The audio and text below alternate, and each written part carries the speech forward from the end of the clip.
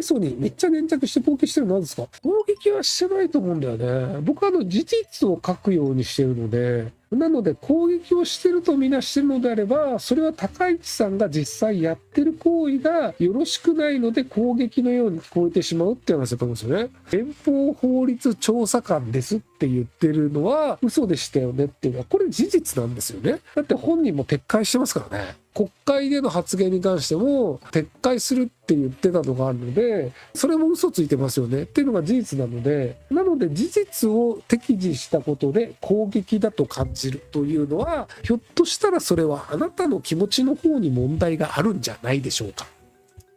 古木さん、今の高市内閣をどう思いますか？維新と一緒に作った政策の提案書自体が正しいと思ってるので、その提案書通り続けばいいんじゃないかなと思っていて、議員削減もそうだし減税もそうだし、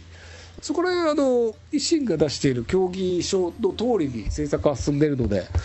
通り進むんだったら全然いいんじゃないかなと思ってます。経済に関しては一切期待していません。円安ホクホクだよ。だって期待できるわけないでしょう。サナエッチが SN 上でエセ保守だとまた現状再燃されました。一体どちらなんでしょうか？自分が実現する目的のためにいろいろなものを利用するという人なので、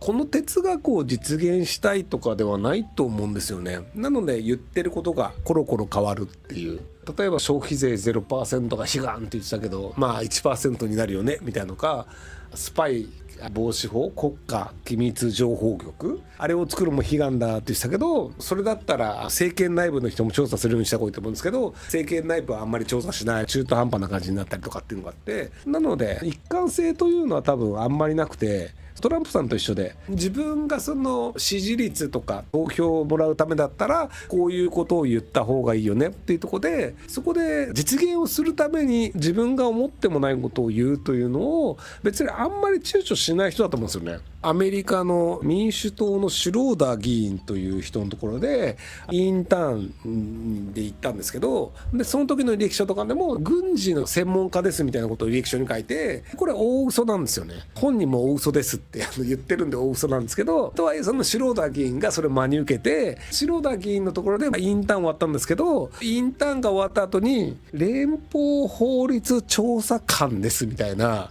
謎の肩書きを勝手に名乗り始めて、本に書いたりとかテレビで出演する時とか選挙の広報に肩書きを使うみたいなことをやったんですよ。ただのインターンなんですよ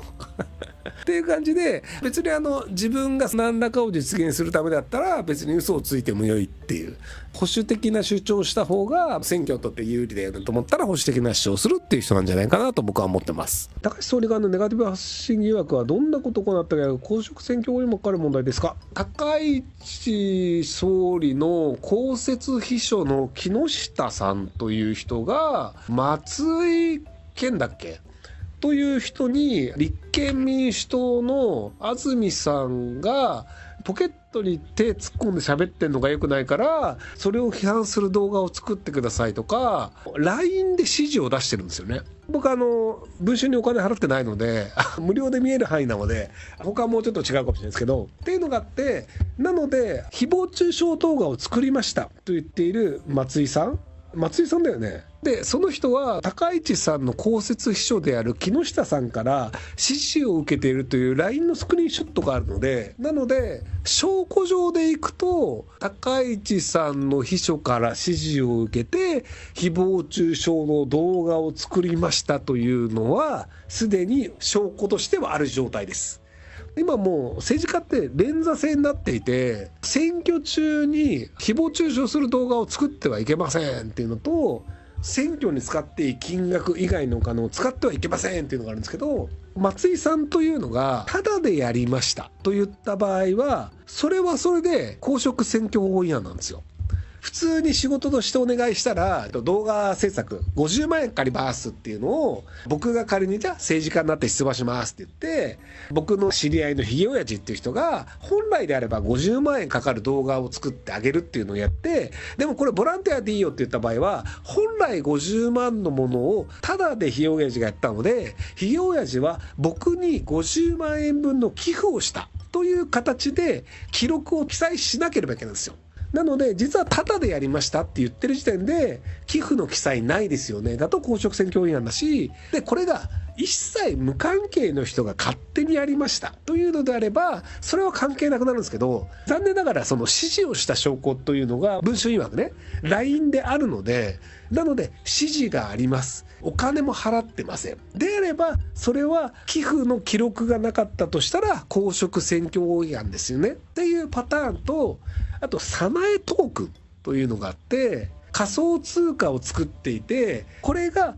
儲かるのでバックがあります。なので仮想通貨を儲けるために応援しましたというのであれば、それは仮想通貨を儲けるというために利便を働いたということになるので、それも企業に対して利便を働いたということになるので、公職選挙法違反になります。秘書がやった場合も連座制で、その政治家が罪を負うという法律になってます。昔秘書がやりました、知りませんっていう逃げ切りが可能だったんですけど、今連座制になったので、秘書がやりました、本人は知りません、アウトです。高市さんは私は知らないって言ってますけど、残念ながら秘書がやってしまった時点で詰んでるんですけど、ただ自民党はウルトラ C があるんですよ。裏側でさ、もうみんなもらってたじゃん。裏側でもらって記載してないんだから、それは脱税ですよね。だってそのお金を企業からもらいました。もらったものは記載しなければなりません。で、記載しませんでした。じゃあ政治規正法違反、もしくはもらったお金を納税してないから所得税法違反になるかと思ったら、机の引き出しに入れっぱなしで分かんなかったからよくわかんないって言って後から修正しますって逃げ切るっていうのが許されたんですよ。なぜか自民党の政治家だと言われません。これから多分ね、ウルトラ C 出てきますよ、自民党。だからやっぱね、悪いことするんだったら政治家になった方がいいんじゃないかなと思いますよね。日台関係と日中関係で日本はどちらを優先すべき、これまでは曖昧な距離感で両立させてきたが、高市発言によって台湾か中国かの選択を迫られる直です。日本はこれからどんな道を選ぶか、どちらも選ぶべきではなくて、ふわふわとさせてどっちつかずというのが正解だと思っています。トランプ大統領もそうですけど、中国を取るとか台湾を取るとかっていうのも言わない。で、これは台湾にとっても良いし、中国にとっても良いんですよ。なので、二元論でどっちかに従う人って多いんですけど、でも実際じゃあ、今、ナフサって中国からめちゃめちゃ輸入してるんですよ。トルエンめちゃめちゃ中国から輸入してるんですけど、中国って言いましたら、マジでトルエン、シンナー、塗料が立ち行かなくなるんですよ。なので尖閣諸島問題というのはあるけども、でも経済というのはちゃんと仲良くしなきゃいけないよねっていうのがあって、完全に縁を切るっていうのをやるとめちゃくちゃ損するんですよ、日本は。なので曖昧にし続けるっていうのをずっとやる。日中問題、日台問題というのは100年ぐらい曖昧にし続けるっていうのが僕は正解だと思ってます。はい。高市さんの人気に違和感があります。もちろん自民党では比較的まともに見ますが、所詮今の社会を作った自民党の人、急に劇的な社会変革が起こるとは思いません。皆さん、過去なんですか？僕もそこまで劇的なことは起きないので、実際円安になっていて、物価が上がっていて、別に給料が突然上がってるわけではないので、なのでアメリカ経済が結構悪いよねっていうのがあったりするので、高市さんになっても全然変わんないじゃんってなるとは思うんですよ。ただこれが高市さんの問題とかじゃなくて、そもそも日本の問題なんですよね。日本経済の問題は首相一人変わったぐらいで変わらないよねっていうのがあるので、少子化対策とかを長期的にやったとして、それの効果が出てくるのって、じゃあ今結婚する人が増えました。で、1年後に子供を産む人が増えました。少子化が改善するのって20年後なんですよ。青年になるのが。今正しい政策をやったとして、これは正しかったよねというのが分かるのは20年後以降のことなので、今までの自民党の政治家は少子化対策を一切やらなかった、多少しかやらなかったっていうのがあるんですけど、それを高市さんがやったとしても、でもそれまで20年間はずっとなかなか経済厳しいよねっていうのは基本変わらないので、なので高市さんもいずれ文句を言われて支持率が下がるという状況にはなるんじゃないかなと思います。ご視聴ありがとうございます。今回の動画はこちらからの切り抜きになります。ひろゆき LINE スタンプ好評発売中です。概要欄に購入リンクがあるので、そちらから購入できます。よろしくお願いします。